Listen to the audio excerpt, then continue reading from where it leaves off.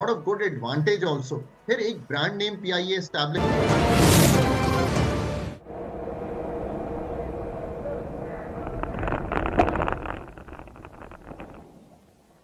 Ladies and gentlemen, Midshipman Shahab Ahmed will be leading the parade today as parade commander. Along with Parade 2IC, Chief Cadet Captain Muhammad Zain, they have taken their positions in the parade ground.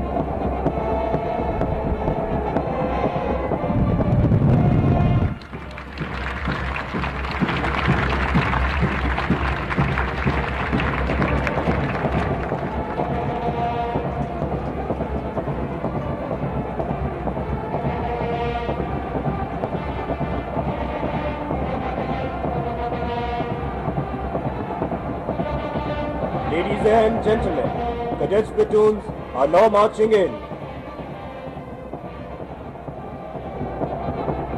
जिसे कहते हैं cadet, असल में लफ्ज़ क़यादत है। क़यादत उसको मिलती है जिसे ज़ौक़े शहादत है।